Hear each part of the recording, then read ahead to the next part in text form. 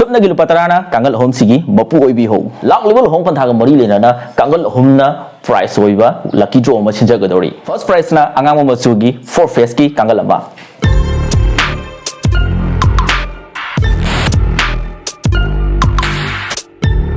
second na lemon machugi 4 face ki kangal ama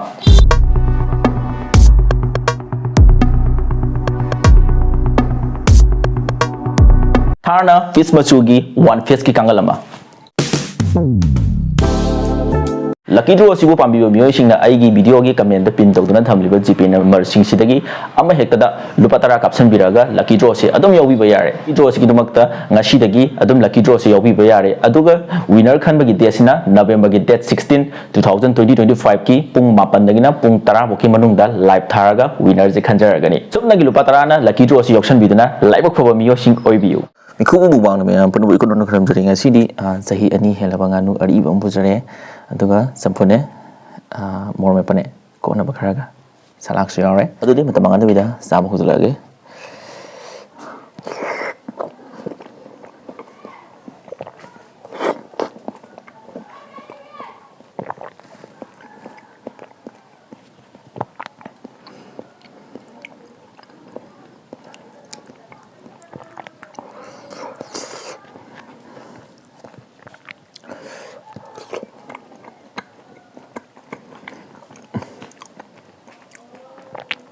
Makan ini pada orang.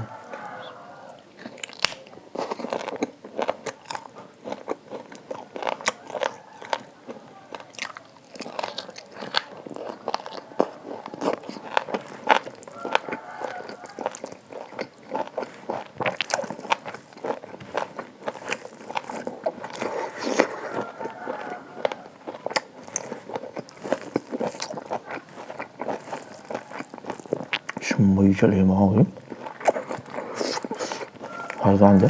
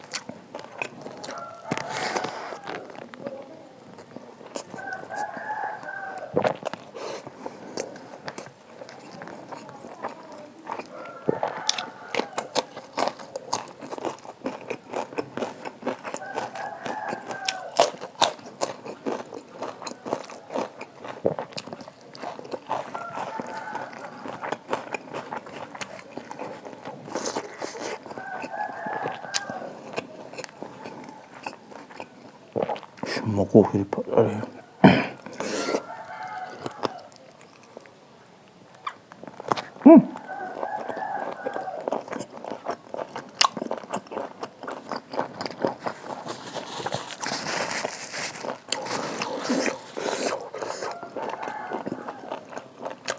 이 거리기 시키는 사연이 농아이 국물이 사야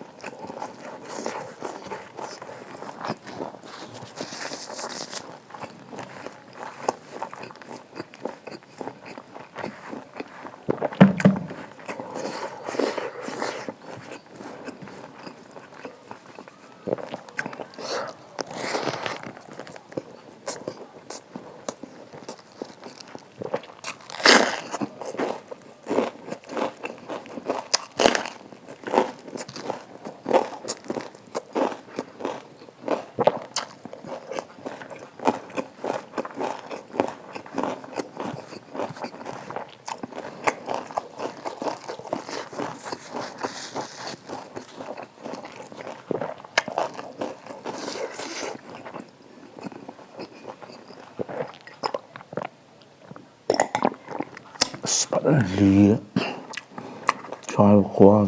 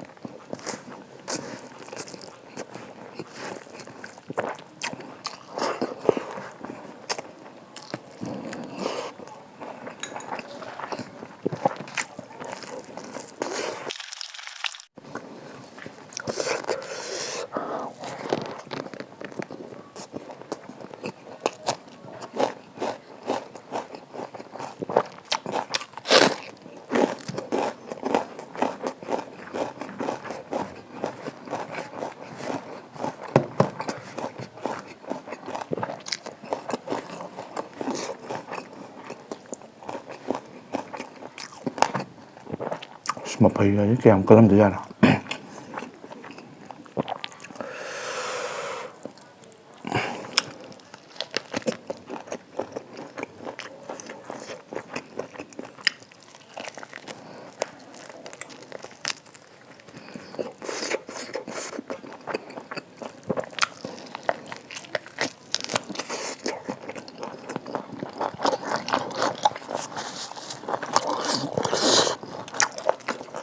ꯃꯍꯤꯁꯨ ꯐꯖꯅ ꯍꯥꯞꯄ ꯂꯣꯟꯕꯅꯤ ꯌꯥꯗꯦ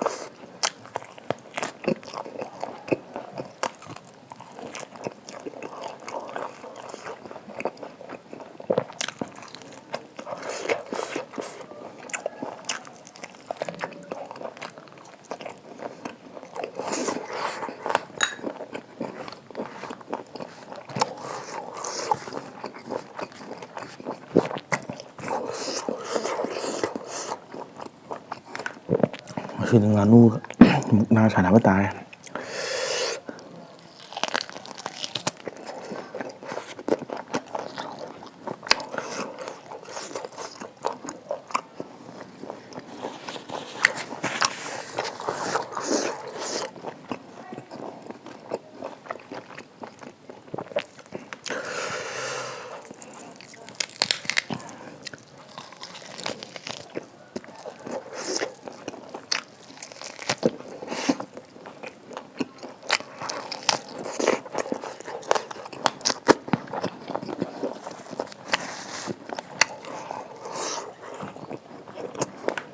ꯈꯗꯥꯡ ꯆꯧꯊꯔꯦ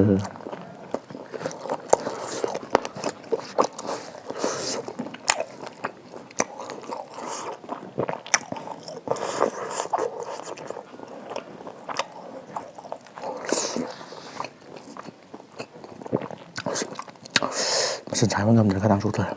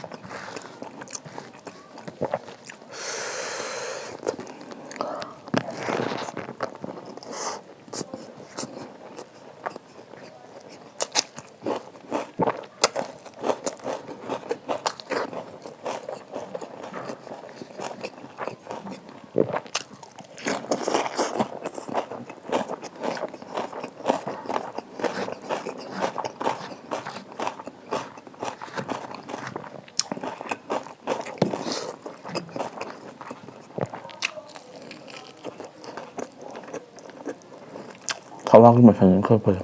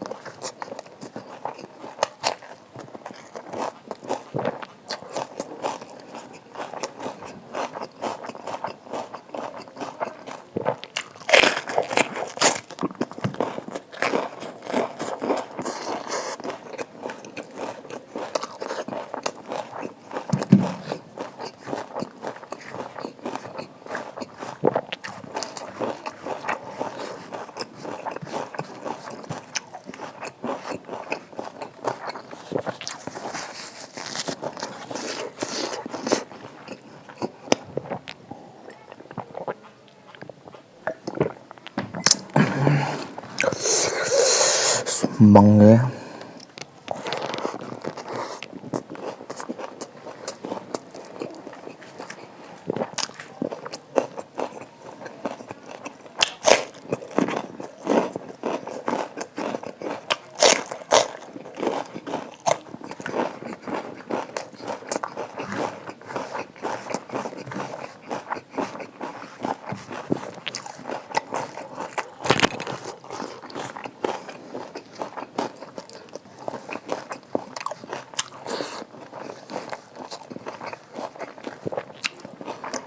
Uzun bangunuzda bir masajım.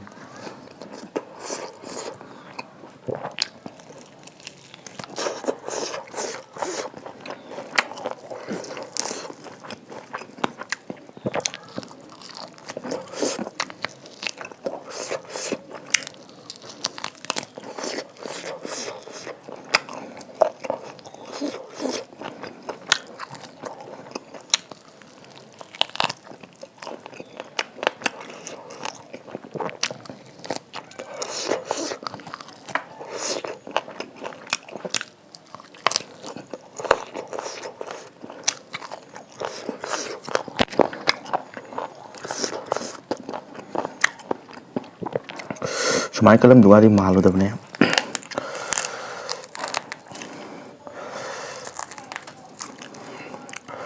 Rồi.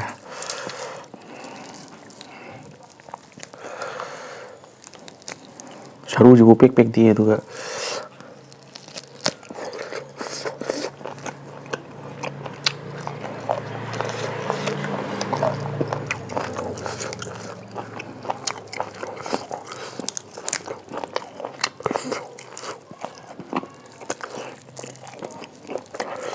Emang.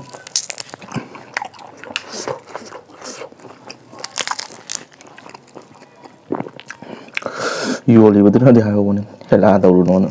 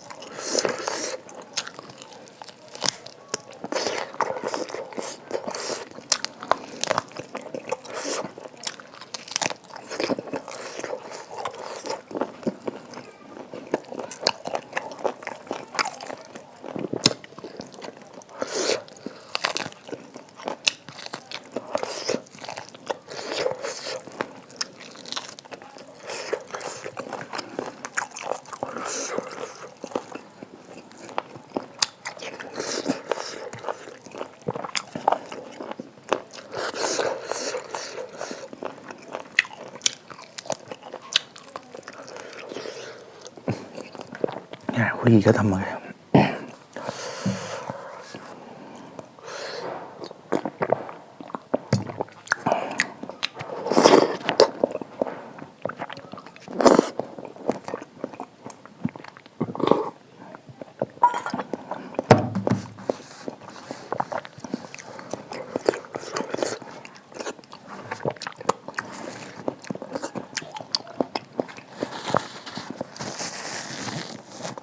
Aduh di sahau selalu ini matang jelas nama tahu ke matang video dah nungai bang porage